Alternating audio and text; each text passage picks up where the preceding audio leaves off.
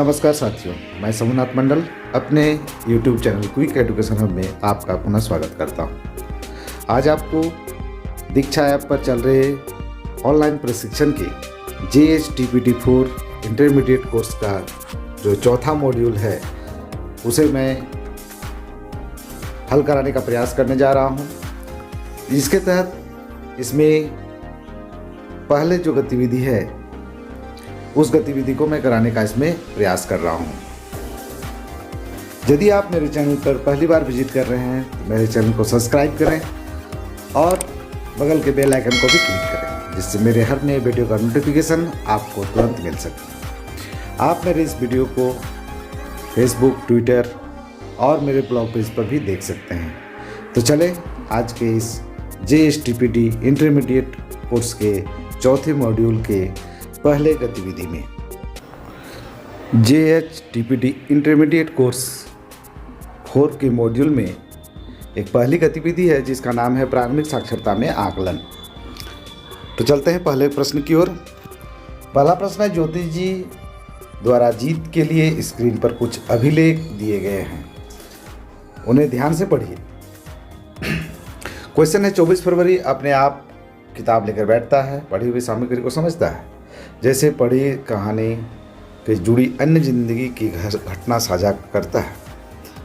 साझा की, जैसे मीता और उसके दोस्तों के साथ हुआ।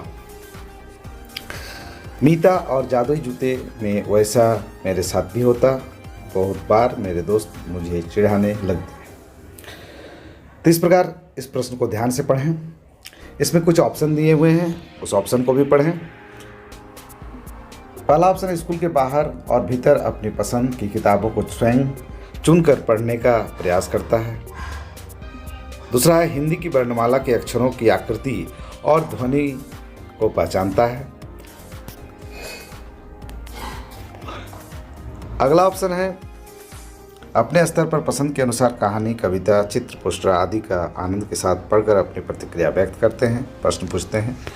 विविध उद्देश्यों के लिए अपनी अथवा स्कूल की भाषा का इस्तेमाल करते हुए बातचीत करते हैं, जैसे जानकारी पाने के लिए प्रश्न पूछना, निजी अनुभवों को साझा करना, अपना तर्क देना आदि। तो इसमें जो सबसे सटीक ऑप्शन है वह है आपका 1 नंबर, 2 नंबर और 3 नंबर। इसे टिक करें और आगे की ओर बढ़ें। अगला प्रश्न है, आपके अनुसार प्रारंभिक साक्षरता के सतत आकलन के लिए किन किन तकनीकों का इस्तेमाल कर सकते हैं? सही विकल्प चुनिए। पहला है अभिलेख, सालाना परीक्षा, चेकलिस्ट, आकलन, अवलोकन, कार्यपत्र, पोर्टफोलियो और काम के नमूने। तो इसमें सालाना परीक्षा छोड़कर सभी ऑप्शन सही होंगे। तो सालाना छोड़कर आप सब में टिक करें और सबमिट बटन दबाकर आगे की ओर बढ़ें। अगला प्रश्न है, शीला जी बच्चों के लिखित कार्य को जांचते समय बातचीत के रूप में विस्तार से प्रतिक्रिया देती है। आपके अनुसार इस तरह की प्रतिक्रिया के पीछे शीला जी का क्या उद्देश्य होगा? तो इनमें जो ऑप्शन है, बच्चों द्वारा की गई हर गलती पर उसका ध्यान लाना और सुधार कार्य के लिए ठीक से करवाना, बच्चों को सही तरीके से लिखने के तरीके और बाकी यांत्रिक पहलू पर ध्यान लाना, बच्चों को उसकी कोशिशों के लिए प्रोत्साहन देना और लेख के बारे के ऊपर ध्यान देना। अगला ऑप्शन है, बच्चों के लिखने की ललक को बिना चोट पहुंचाए उसके लेख को बेहतर लिखने के लिए सुझाव दे पाना। तो इसका जो सबसे सटीक ऑप्शन है वह है दूसरा, तीसरा और चौथा। इस पर टिक करें और सबमिट बटन दबाकर आगे की ओर बढ़ें। अगला प्रश्न है, श्यामलाल जी अपनी कक्षा में सब बच्चों पर पोर्टफोलियो नियमित रूप से तैयार करते हैं। आपके अनुसार इन पोर्टफोलियो को वह कैसे बच्चे का आकलन के लिए इस्तेमाल कर पाएंगे? आपसे एक से अधिक विकल्प भी चुन सकते हैं। बच्चों को पढ़ने, सुनने, बोलने आदि क्षमताओं को पहचानना एवं समझना, बच्चों की अलग अलग भाषाई क्षमताओं की प्रगति को देख पाना, रिपोर्ट कार्ड के बताए गए बच्चों की क्षमताओं के लिए प्रमाण इकट्ठा करना। अगला ऑप्शन है, बच्चों को खुद के लक्ष्यों को सीखने के लिए क्षमताओं को लेकर बनाई गई अपनी छवि को समझ पाना, बच्चों को क्या नहीं आता है ये माता पिता को सबूत के साथ बता पाना। तो इसमें जो सबसे सटीक आंसर है वह है पहला, दूसरा और चौथा। तो इसमें टिक करें और आगे की ओर बढ़ें। अगला प्रश्न है, आपकी स्क्रीन पर किताब का एक पन्ना दिखाया जा रहा है। किताब मेरा घर एक मैदान के पास है। मिलिंद और राजनाथ ने इसे कुछ ऐसे पढ़ा। मिलिंद पढ़ता है, मेरा घड़ा एक बड़ी मदन के पास है। राजनाथ पढ़ता है, मेरा मकान एक पार्क के पीछे है। इन दोनों के पढ़ने के तरीकों में कैसे आंका जा सकता है?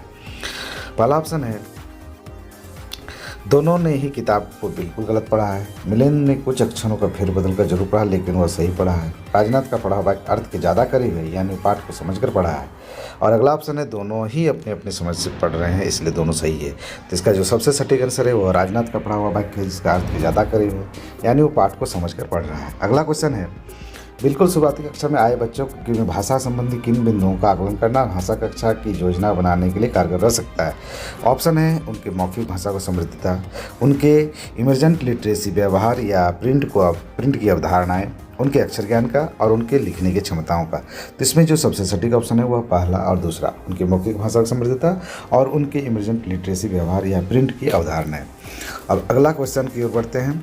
अगला क्वेश्चन है, आपकी स्क्रीन पर एक वाक्य दिया गया है, उसे खाली स्थान भरने के लिए दिए गए विकल्पों में से जो 2 उचित विकल्प भरिए। प्रारंभिक साक्षरता में आकलन में हम न केवल बच्चों की बढ़ती भाषा कौशल को आंकते हैं, बल्कि इस बात पर भी गौर करते हैं कि बच्चे में डैश, प्रिंट की दुनिया और डैश के बारे में छवि कैसे बन रही है। पढ़ने की क्रिया, शिक्षा प्रणाली, आसपास की दुनिया और खुद या स्वयं, शिक्षक, दोस्तों, ज्ञान का भंडार, सुनने बोलने का कौशल। तो इसमें जो सही ऑप्शन है वो है पढ़ने लिखने की क्रियाएं और खुद या स्वयं। इस खाली जगह पर भरेंगे, तो इसे सबमिट करें। तो इस तरह आपने सभी क्वेश्चन का आंसर दे चुके हैं। वीडियो देखने के लिए आपका बहुत बहुत धन्यवाद।